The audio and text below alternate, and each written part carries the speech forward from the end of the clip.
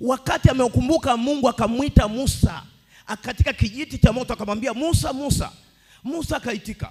Alipoitika na animwita kwa nyuma, alipogeuka tu aone, akamwambia najua umekusudia kufika, lakini vua viatu vyako kwa sababu huwezi kukaribia hapa, maana inji usimamayo, inji uyendeayo ni inji takatifu.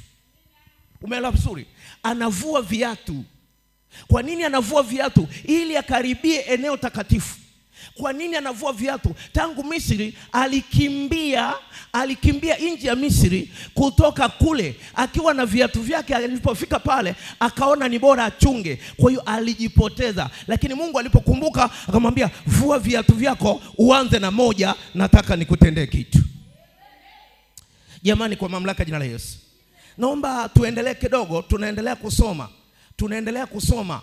Naomba tusome katika ili uone sura ya ngapi? Sura yake ya 4. Tuangalie sura ya 4. Sura ya 4 mstari wa 2 nitasoma ili uone sura ya 4 mstari wa 2.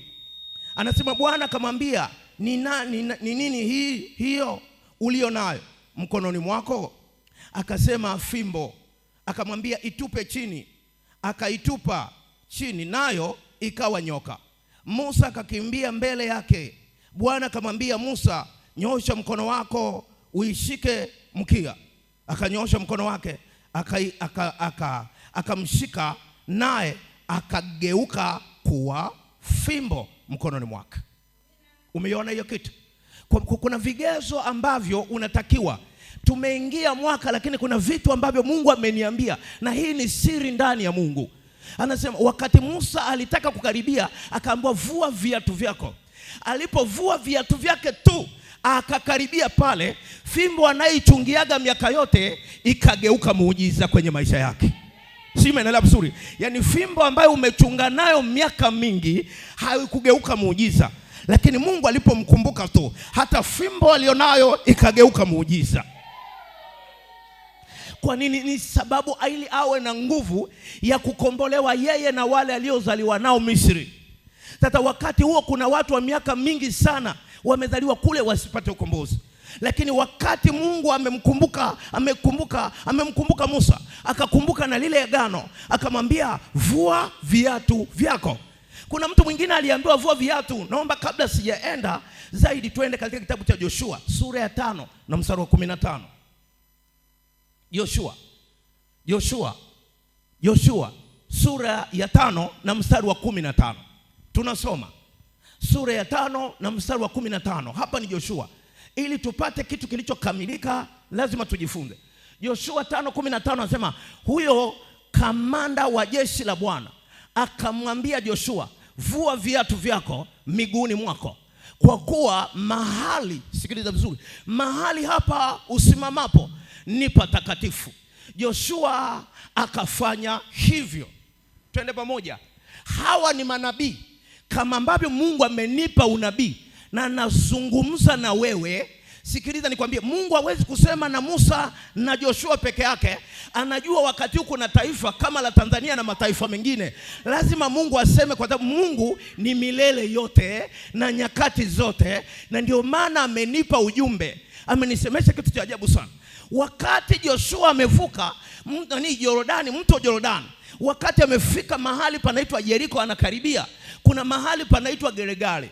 Alipofika Gilgali pale, ni Mungu anamwambia kwamba, yani anamtokea ni amiri jeshi. Amiri jeshi ni nani? Maana Yesu Kristo ndio ambaye anaamuru malaika watuletee baraka, anaamuru malaika watulinde. Yeye ndiye amiri jeshi mkuu. Akasimama kwa Joshua kwa sababu lile taifa linasaminika. Kwa hiyo Mungu anaposimama leo, anatusamini sisi siku ya leo kusema na sisi kwenye maisha yetu. Kwa mamlaka ya jina la Yesu, nisikilize vizuri mpendwa. Anasema vua viatu vyako, kwa sababu mahali unaposimama ni patakatifu. Wakati huo wanaiona Israeli ni hapo ng'ambo tu. Kuna watu wanainuka wapigane naye, lakini hawataweza kwa sababu amri jeshi la Bwana akamwambia Joshua, yani sikiliza, kile unachoambiwa na Mungu ndicho ambacho unatakiwa ufanye. Hatuwezi kusimama hapa kama hatuna sauti ya Mungu. Na kama tuna sauti ya Mungu, ingepaswa tukwambie sauti ya Mungu ambayo ukienda nyumbani itakaa na wewe. Ukienda na kazini, hiyo itazungumza na wewe. Na hiyo itakupa fursa, hiyo itakupa opportunity, hiyo itakupa neema, hiyo itakupa chance. Anasema vua viatu vyako miguuni. Anasema Joshua akafanya hivyo. Kwa nini Joshua anafanya hivyo? Maana ameambiwa na amri jeshi. Alipomuona akakimbia, akamwambia, "Je, maana alikuwa ameshika upanga mkononi." Akamwambia, "Uko upande wetu au uko upande wa adui zetu?" Akasema, "Mimi niko pamoja nanyi." Akasema, "Sasa bwana wangu anataka kusema nini?" Akamwambia, "Sikiliza, hapa ulipo na ulipofikia ni patakatifu, vua viatu vyako." Mwaka huu tuliofika 2026, watu wengi wamekuwa na machozi ya kufikiri itakuwaje kwenye maisha yetu, tutatoboaje katika uchumi na mambo mbalimbali. Hayo machozi yako ndio unatakiwa upanguse machozi, alafu uvue viatu pia, ukanyage ardhi ambayo Mungu amekuumba nayo, kujitambulisha kwamba nimeumbwa na nimeingia, na ninapoingia mwaka natakiwa mwaka na ardhi ijue nimeingia na nimekanyaga mwaka 2026. Kwa hiyo baraka zinanihusu kwa mamlaka ya jina la Yesu. Sijui kama mnanielewa vizuri wapendwa, kwamba Musa alikimbia mwendo wa kwenda jangwani, na ule mwendo ni wa kujificha. Kwa hiyo akakaa kule azeekee kule. Lakini Mungu sivyo. Inawezekana na wewe umezaliwa nyumbani kwenu, uko hapa unajitathmini yale uliyoacha nyumbani, ukiyakumbuka yanakuumiza. Yale ambayo umeacha pale hata kazini ukiyakumbuka yanakuumiza. Lakini leo unaambiwa na amiri jeshi wa Bwana, vua viatu vyako ili utembee, Mungu akuone. Kwa mamlaka ya jina la Yesu. Kwa mamlaka ya jina la Yesu. Joshua akavua viatu. Anavua kwa sababu eneo lile ni takatifu. Watu wengi sana wakiambiwa jambo na Mungu wanakuwa wazito. Yaani sikiliza, kuna watu wanashindana na Roho Mtakatifu automatically kwamba hichi alichosema sio cha Bwana, isipokuwa hichi alichosema ni cha mtumishi wa Mungu. Na kweli, kama ina maana siku zote tumeanza huduma hapa, ingekuwa nasema maneno yangu msingekuwa hivi. Lakini kwa sababu ni maneno ya Bwana, watu wanang'anya uso zao, watu wamekaa vizuri. Hata sikiliza, wanajipaka losheni. Hakuna aliyekataliwa na losheni, kila aliyejipaka ilienda sawa. Hata kama umekosea, kuna Mungu ndani yake na mafuta yanaendelea. Sijui kama unaisoma. Usijifananishe na usitembee kwa kukariri. Yuko Mungu akamwambia, vua viatu vyako. Akavua. Joshua akafanya hivyo. Joshua akafanya hivyo. Wewe unafanyaje? Ngoja tusome hiyo 5, Joshua 5 na mstari wa 9. 5 na mstari wa 9. Hiyo Joshua 5 na mstari wa 9. Sikiliza maneno yanaposema. Mstari wa 9. Anasema, mstari wa 9. Anasema, Bwana akamwambia Joshua tena. Anasema, siku hii ya leo nimeivingirisha hiyo aibu ya Misri, iondoke juu yenu. Kwa hiyo jina la mahali pale pakaitwa Gilgali hata leo. Gilgali maana yake nini? Maana yake aibu yetu imevingirishwa. Aibu yetu imevingirishwa. Aibu yetu imevingirishwa. Umaskini umevingirishwa. Laana imevingirishwa. Unaposema Gilgali, sema aibu iliyovingirishwa ndani ya Kimisri. Jiulize, kwa nini wanatembea miaka 40 wako njiani, aibu ilikuwa haijavingirishwa ya Misri? Maana Umisri ulikuwa unawafuata. Kwa maana unaweza ukaokolewa kweli, lakini una ule jeuri ya kutokunyenyekea. Kwa Mungu alimnyenyekeza kwanza Joshua, alimnyenyekeza Musa, akaja akamnyenyekeza na Joshua ili abebe fimbo, abebe muujiza. Vua viatu vyako. Alipovua, Mungu alimwambia ya kwamba, kwa sababu alipokutana akasema, aibu ya Misri imevingirishwa tangu leo. Kwa hiyo aibu ilipoondoka, anasema pale akapaita Gilgali. Manake mahali aibu ya Waisraeli ilipovingirishwa, wakasahau aibu ya Misri. Kuna wakati usahau aibu ya nyumbani kwenu. Kuna wakati usahau aibu ya mahali unapopapata. Kuna wakati unatakiwa usahau aibu ya jana. Kuna wakati unatakiwa usahau laana mlioipata nyumbani kwenu. Usahau, maana itavingirishwa siku ya leo. Mungu akavingirisha aibu ya Misri. Mungu hajatupa mwaka bure, ametupa ili avingirishe aibu ya mwaka jana.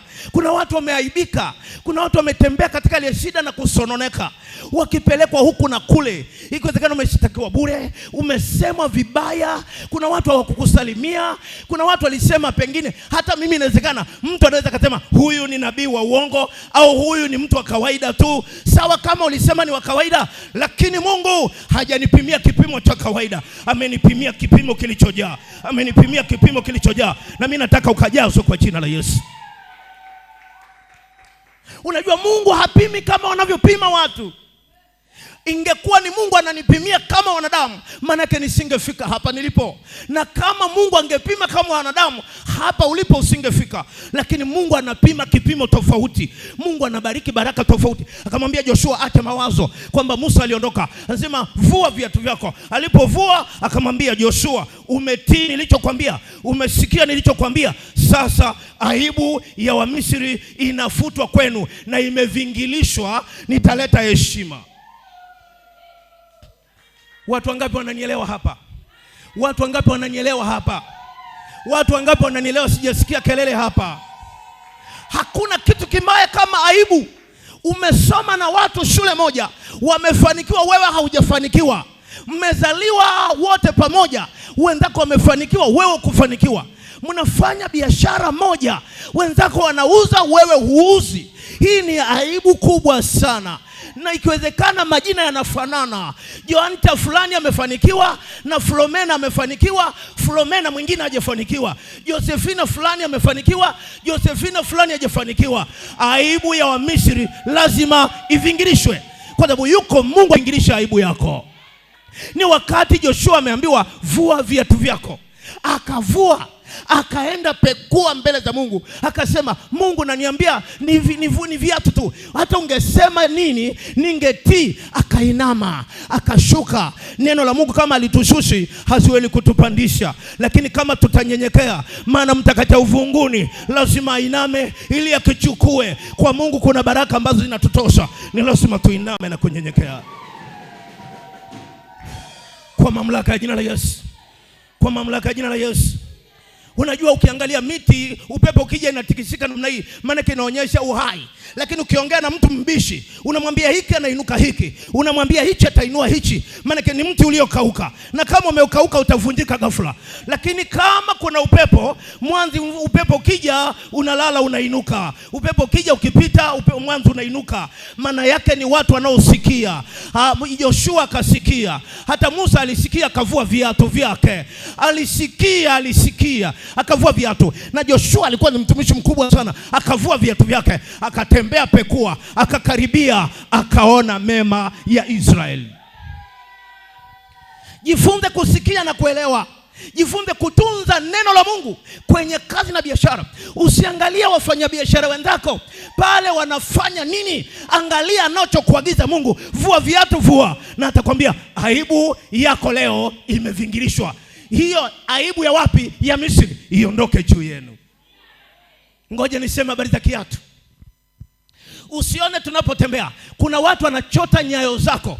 Musa pengine alichotwa nyayo kule Misri, na hata alipofika alikuta waganga 200 wanamhudumia Farao. Kwa hiyo wakatoka, kwa sababu alipewa ile fimbo iliyokuwa muujiza pamoja na Haruni, ikameza nyoka za waganga zote. Akajua Mungu aliambia nivue. Unajua viatu vyetu watu wanatengeneza uchawi wa mafundo, wanachota nyayo zetu, wanapeleka kwa waganga wa kienyeji, wanatengeneza uchawi wa mafundo. Na kuambia wanaotengeneza habari za uchawi wa mafundo ni ile miguu na nyayo walizofanya nini, walizochota. Lakini Mungu akamwambia Musa, vua viatu, kanyaga tena kwenye ardhi, alafu ndio utembee, kwamba unamiliki ardhi, unamiliki inchi, unamiliki mwaka, unamiliki siku.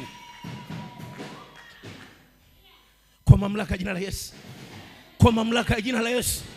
Penda kuomba wakati unaamka asubuhi. Penda kuomba hali huna viatu wala soksi, ili uimiliki siku salama. Iambie siku ya leo, naivulia viatu sasa, ili nimiliki na mbele zangu. Musa akavua viatu. Jiulize, asingevua ingekuwaje? Jiulize, asingevua vile viatu ingekuwaje? Maana hata fimbo ambaye amechunga nayo miaka 40 isingegeuka muujiza. Lakini nataka nikwambie leo, ili ijulikane tumevuka mwaka 2026, tuvue viatu ili kazi tulizonazo zigeuke muujiza. Watoto tulio nao wageuke muujiza. Biashara ulio nayo igeuke muujiza. Kazi yako igeuke muujiza. Kila kitu unachokifanya kigeuke muujiza. Vua viatu, mnyenyekee Yesu Kristo, utapata muujiza. Kwa mamlaka ya jina la Yesu. Mungu wa mbingu na nchi akutendee na kuzidi. Hakuna mtu mzuri kama kunyenyekea. Petro alikuwa anaweza kukosea, lakini haraka sana alirudi kwa Bwana Yesu na kusema nisamee, akapata nguvu zaidi. Kukosea inawezekana ni ubinadamu tu. Unaweza ukakosea, lakini ukawa ni mtu anayejua kutubu. Hata mtu mmoja anaitwa Daudi. Daudi alikuwa anakosea, lakini alikuwa mnyenyekevu sana. Alikuwa anasema nisamee, najua moyo wangu nimetenda dhambi, mimi nitazame, dhambi yangu iko mbele yako. Anatubu, Mungu akamwambia nitakupa na mtoto atakayemiliki kiti chako. Usichukulie kawaida. Unaweza kutubu, lakini unaweza kukosa kwa wakati ukutarajia. Lakini nenda kwenye toba, njoo useme nimekosa, alafu Mungu atakusamehe. Na usiangalie hilo. Nataka niseme aibu ya Misri. Nyenyekea kwa Yesu Kristo. Lile neno tutembee nalo, kwa sababu tukienda mitaani watu wana maneno waliopewa kwa waganga. Kuna vitu wamepewa na waganga wao, kuna vitu wamepewa na watu wao, kuna vitu wamepewa na miungu yao. Sasa hivi ni mwezi wa kwanza, walioenda kutambika majumbani mwao wamerudi na miungu yao na wanakuja kufanya biashara pale uliko. Lakini mimi nataka niseme aibu ya Misri ifutwe kwenye maisha yako, ifutwe kwenye kampuni yako, ifutwe katikati ya watoto wako, kwa mamlaka ya jina la Yesu. Musa hakubisha, akavua viatu vyake, na Joshua hakubisha, akavua viatu vyake. Na Mungu akamwambia kama mmevua viatu mtakula Pasaka. Ukiangalia pale, Pasaka ya kwanza ilikuwa Misri, lakini Pasaka ya pili ilikuwa Gilgali. Na walipokula ile Pasaka Gilgali, anasema mana zikakoma. Wakaanza kula viliba vya Israeli. Maana ni kitu usijua, wakaanza kula wanavyotuma kwenye miti ya Israeli, maana kwa wamemiliki tayari. Watu wa Mungu, mpo mnanisikia vizuri? Wangapi wananisikia vizuri? Wangapi mnanisikia vizuri? Wakaambia kuleni Pasaka. Walipomaliza wakatoa sadaka, wakala ile Pasaka, wakaingia Misri kwa nguvu. Na mimi nataka ni Israeli kwa nguvu. Israeli walipoingia wakamiliki, na sisi tumeingia mwaka. Hakuna mchawi yoyote atasimama kwenye maisha yako. Hakuna mganga yoyote atakayesimama kwenye maisha yako. Hakuna pepo lolote atasimama kwenye maisha yako. Hakuna paka wala panya atakayesimama kwenye maisha yako mwaka leo. Utavuna, utafanikiwa. Baraka zitakuwa juu yako kwa mamlaka ya jina la Yesu. Leo nataka kuona watu wakishangilia kwamba anasema aibu ya Misri imevingirishwa. Acheni vingirishwe. Kuna watu wameaibika. Kuna mtu amekuacha akasema tutaona utafanyaje. Sasa kama amekuacha, Mungu wangu hawezi kukuacha wewe. Yesu wangu hawezi kukuacha wewe. Kijana huwezi kuachwa kwenye hiyo biashara, huwezi kuachwa kwenye hilo duka, huwezi kuachwa kwenye hiyo mali, huwezi kuachwa kwenye hiyo nyumba, huwezi kuachwa. Aibu yako imevingirishwa kwa jina la Yesu. Mungu wa ahadi ametukumbuka. Amekumbuka vijana, amekumbuka na wazee. Vijana kimbieni mkijua mtafanikiwa, kwa sababu mwaka huu ni mwaka wa baraka. Nimekwambia ukiendelea kusikiliza injili hii utavuka, na baraka zitakuwepo kwenye maisha yako, na aibu ya nyumba yako haitakuwepo. Waliokuzalau hawatakuzalau tena, kwa sababu watakukuta ukiwa nazo. Naomba nikukumbushe jambo fulani ambalo ni muhimu sana. Kama una bosi wako amekuajiri miaka yote, hata kama ni mwaka jana Januari mpaka Disemba, kuna wakati ingia chumbani, mbariki, muombee ili akumbuke maisha yako, na wewe umkumbuke chumbani. Muombee bosi wako hiyo kampuni isifilisike. Maana ikifilisika, Watanzania wataenda wapi? Akifilisika, vijana wataenda wapi? Akifilisika, wadada wataenda wapi? Bariki maeneo ambayo wewe unafanya kazi. Wewe panakupa sabuni, panakupa kodi ya nyumba, panakupa kusomesha watoto wako. Bariki hiyo kampuni. Makampuni yanayoajiri wa vijana wetu yabarikiwe kwa jina la Yesu. Makampuni yanayoajiri kina dada wafanikiwe kwa jina la Yesu. Kwa sababu usingekuja hapa kanisani kama sio wao wamekufanya upate nauli ya kuja. Kwa nini tusiwabariki wapendwa wa Mungu? Lazima tuwabariki tu. Wale tunaofanya kazi nao afadhali wametuthamini, kwa sababu mpangaji mwenzako inawezekana msalimiani, lakini wale wanakujali mpaka wanakulipa na mshahara. Hebu piga magoti, mwambie Mungu asante, asante. Yesu alipotaka kutengeneza shukrani, aliwaambia wanafunzi, kanileteeni punda. Kwani farasi hawakuwepo? Lakini punda alipofika, hata Yesu alimshukuru Mungu wake. Akaambiwa panda kwenye punda, akapanda kwenye yule punda aliagiza. Haina maana ni punda tu. Unapokea kwa kiwango gani? Imefika wakati paka unalaani mahali unapofanyia kazi, kampuni unalofanya kazi. Eti kwa sababu ya wafanya kazi wenzako waambia hivi, kilichotuleta hapa ni kazi. Mwajiri wetu anikumbuke na ninambariki kwa jina la Yesu. Ikiwezekana niongezee mshahara na mimi nipate bonus, nipate per diem. Mbariki chumbani kwako mchana mpaka asubuhi, wakati unapiga mswaki kwamba naenda kazini, kuna bosi ambaye ametumwa na Mungu anisamini, naomba endelea kumbariki anikumbuke nipate zaidi. Alafu usilani chochote. Mwaka huu watu wanaolalamika achana nao. Mwaka huu watu ambao hawajanyoka achana nao. Kwa mamlaka ya jina la Yesu. Akamwambia vua viatu, akavua, akanyenyekea akavua. Hata kama unajisi wewe ni mjane, mjane ni upi? Mjane ni yule aliyeachwa na Mungu, hatendewi chochote. Kama umefanya biashara haikwenda, umekaa kila nyumba unaona hakukaliki, nataka niseme leo Mungu ataanza kusapoti maisha yako, kwa sababu yuko tayari. Aibu ya Misri imevingirishwa kwenye maisha yako. Aibu ya Misri haitakuwapo kwako. Kijana kweli, dada kweli.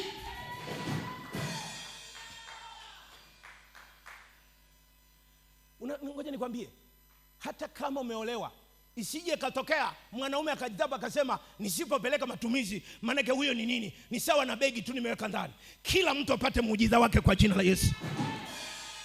Hapa waliopo wataguswa na Mungu. Kila kijana na kila dada atapokea muujiza wake, maana aibu inavingirishwa kwa jina la Yesu.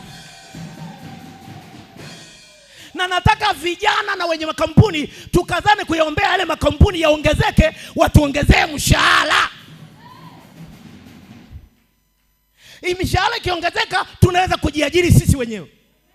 Sema amen. Sema amen tena. Na vijana, ili tuchangamke, tupambanie ndoto zetu, tuache magurupu mitaani, hayatatufaa. Acha magurupu mitaani. Unachelewa kwenda kulala kwa ajili ya magurupu. Sikiliza, chelewa kulala kwa ajili ya maono yako wewe. Chelewa kulala kwa ajili ya vision yako. Chelewa kulala kwa ajili ya majukumu yako kwa jina la Yesu. Kwa mamlaka ya jina la Yesu. Wangapi wananipata vizuri siku ya leo? Kijana mzuri ni yule anayejitambua. Kijana mzuri ni yule anayejitambua kwamba natoka wapi, naenda wapi. Natoka wapi, naenda wapi. Watu wa Mungu mnanielewa vizuri? Watu wa Mungu mnanielewa vizuri? Shida yako wewe umekomaa na miaka, mimi na miaka mingi, kwa hiyo baraka zangu zimenipita. Hapana, Musa wakati anaitwa na Mungu alikuwa na miaka 80. Maana anaenda kwenye uzee. Dada wa miaka 80 anaweza kaolewa kwa sababu ya muujiza wako umefika. Mungu anataka uende na baraka zaidi. Kwa nini unakata tamaa? Usikate tamaa. Mungu anachokiona ni kuvingirisha aibu yako. Watakaoelewa aibu itavingirishwa. Kwa hiyo tuyaombee makampuni ya survive ili ya watu waweze kuajiriwa. Hata nikikuombea hapa, ninaamini kuna kitu Mungu atakutendea. Ngoja nikupe mfano mmoja. Binti fulani alikuja kwenye kumwombea, Lakini anasema baada ya kumwombea akaenda mahali akakutana mtu fulani, akasema kweli na iwe hivyo, Mungu akubariki. Nilipomwombea apate kazi, ameenda mbele akakutana na mvua inanyesha. Lakini wakati mvua inanyesha akaenda kusimama kwenye duka la mtu. Duka lile ni kubwa, anauza yeye mwenyewe. Mvua iliponyesha watu wanaongezeka. Kumbe wanazidi kumsukuma, anaenda mpaka dirishani. Alipofika dirishani, bosi akachukia aliyoko ndani. Akamtukana yule binti. Amtukana vizuri. Toka hapo kwenye dirisha yangu unaziba, mkosi wewe. Wewe si ni balaa tu. Wewe ni mkosi. Alafu akakumbuka, nimetoka kwenye maombi ya kubarikiwa nipate kazi. Leo ninaambiwa kwenye dirisha hili mimi ni mkosi. Mimi ni balaa. Akalia watu wasijue. Akalia tu, akafuta machozi yake. Akatulia. Akalikumbuka lile neno. Akasema hata kama haya yamesemwa, nakumbuka kabla ya maneno haya kuambiwa hapa dirishani, mtumishi wa Mungu ameniombea. Kwa hiyo mvua inanyesha, ilibidi asogee mbele kidogo, watu wengine waingie hapo. Akakaa karibu, hata mvua kama inamnyeshea. Unajua mvua ikinyesha kule inaleta matone, inalolesha miguuni, alafu na nini. Kwa hiyo akaloa kwa sababu ya ile mvua inanyesha kule. Wakati mvua inaondoka, anataka kuondoka, yule bosi ilikuja roho ya toba haijawahi tokea. Tubu kwa sababu umemtukana masihi wa Mungu. Tubu. Akatubu yule kaka, hana hata mfanya kazi. Akajisikia toba, akasema ngoja nimuite. Akamwambia dada, samahani kabla hujaondoka, naomba unisamee mimi. Inawezekana ile domo langu linaniponza kutokana watu wakanikimbia. Duka lote ile unaloliona sina mfanyakazi kwa sasa. Naomba unisamee na kamwe sitakaa nitukane mtu. Sitakaa nilaumu watu. Kilichokuleta hapa ni mvua. Pengine kama sio mvua usingekuja. Lakini please samahani, mimi natafuta mtu wa kazi, nimlipe mshahara wowote ila afanye kazi yangu. Yule dada akasema sawa. Moyoni kashetani kakamwambia hata kama anataka watu, lakini kwa mataya usiajiriwe hapa. Wakati anafikiri hivyo, Roho Mtakatifu akamkumbusha, kumbuka umetoka kwenye maombi, na hata hii ni kazi na kuhusu. Akarudia, akatoka kule ndani, akaja akapiga magoti kwa yule dada. Akasema umenisamehe? Akasema nimekusamehe. Kwa hiyo jamani, uko tayari ufanye kazi na mimi? Akasema basi sawa. Kwenu ni wapi? Akamwambia kesho asubuhi saa 12 nakuja. Nipe namba yako. Akampa namba. Akamwambia Masiara? Akasema sio Masiara, nakuja. Na kweli saa 12 yule baba kafika pale kwa wazazi wake. Akamwambia huyu binti nilikuwa naomba akafanye kazi dukani kwangu, nitamheshimu na kila kitu. Semeni mnataka shilingi ngapi? Pale pale mkataba kaandikwa wa kulipwa fedha. Na ili akasema baba, semeni awalipage ninyi. Maana akinilipa mimi pengine akasema mimi nitakuwa natuma moja kwa moja kwa wazazi. Kwa hiyo wewe twende. Akampakia kwenye gari, kaenda kazi. Yule dada akawa analipa mshahara mzuri. Mwaka hujaisha kanunua kiwanja. Mwaka wa pili amejenga bonge la nyumba, lakini kwa njia ya matusi. Alipoona bosi alikuwa na matusi, alishajua huyu ni mtu wa matusi. Alipofika pale alikuwa anamwambia Mungu, kama ni wewe umeniajiri, funga matusi ya bosi. Funga matusi ya bosi. Maana muombe bosi, inawezekana kuna roho inavuruga tu. Kwa hiyo kimuombe kupitia wewe, bosi atanyooka kwa jina la Yesu. Watu naomba mfunguke akili zenu. Mungu aliweka mali zinazoonekana, lakini zingine aliziweka kwenye mwamba. Kwa hiyo ukitaka madini, choronga mawe. Kwa hiyo akaenda kuchoronga mawe, akajenga nyumba kwa mamlaka ya jina la Yesu. Kifo ni kukata tamaa. Kufufuka ni kujipa imani. Hello? Wangapi wamefufuka hapa? Wangapi wamefufuka niwaone? Na mimi niseme pokea muujiza wako kwa jina la Yesu. Aibu yako imevingirishwa mwaka 2026. 26 hutalia tena. Hautatoa machozi kwa ajili ya hiyo kazi. Hautatoa machozi kwa ajili ya hiyo ndoa. Hautatoa machozi kwa ajili ya watoto wako. Magonjwa yamefutwa kwa jina la Yesu. Laana imefutwa kwa jina la Yesu. Nimesema hata unene, shetani siku hizi anajaza watu unene. Watu walio wanene tunaombea. Viwete tunaombea. Vipofu wanaombewa. Viziwi wanaombewa na wanapona, wala sio mara moja kwa jina la Yesu. Ukombozi wa maeneo Mungu amenipa. Na kama unabisha, nenda Bomang'ombe wakati unaendelea Kilimanjaro. Pale kuna kona kali. Ukitoka Bomang'ombe kwenda Moshi mjini, kuna kona kali. Ilikuwa inaua watu kila leo. Mkuu wa wilaya wa eneo hili Sanya akaniita akasema twende. Wakati tunafika pale tukakuta watu wawili, defender imepata ajali na wanne, wawili wamepata shida na hao wamekaa sawa. Nikasimama pale. Na pembeni kama unaelekea Moshi kuna makaburi mawili pale. Nikasimama, ninyi makaburi mnawaita watu waende makaburini? Nikasema hapana. Na ajali zikakoma pale Sanya kwenye ile kona kuelekea Moshi mjini. Kwa sababu Mungu amenipa ukombozi wa maeneo kwa jina la Yesu. Huo ni uhakika. Ajali zilikuwa zinatokea kila mara kwenye ile kona kali. Wakati naelekea Tunduma, watu kumbe wanapigiana simu. Yule mkuu wa wilaya pale ana ndugu yake kule Mbalizi. Nitakwenda wapi? Tunduma kutoka Mbeya. Ukitoka Mbeya unaenda Mbalizi. Sasa pale ni kwamba ajali zilikuwa ni nyingi, lakini yule akampigia simu, kuna mtu yuko hivi. Nikatumiwa nauli, nilikuwa Morogoro, nikaelekea pale Mbalizi. Nikasema Mbalizi ajali zimeisha kwa jina la Yesu, na ajali zikaisha hapo. Kuna miaka 7 haijatokea ajali. Sasa hivi ajali zimeletwa huku chini.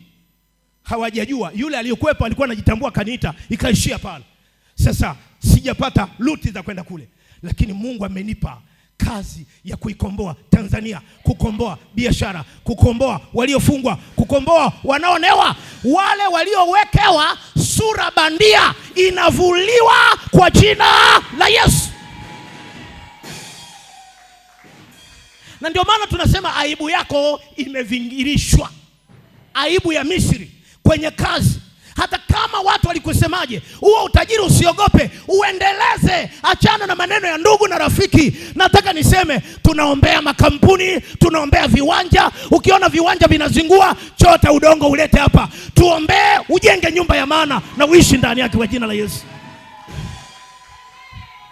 Na ukiona mtu anakusumbua pale, chukua nini? Chukua jina lake lilete hapa. Hilo jina tupambane nalo. Kwa sababu kuna watu nakwambia wanasumbua. Lete jina tupambane nalo kwa jina la Yesu. Aibu yetu imevingirishwa. Hatuwezi kubaki pale. Lazima tuinuke. Lazima tuinuke kwa jina la Yesu. Na hili neno linakwenda kuishi leo.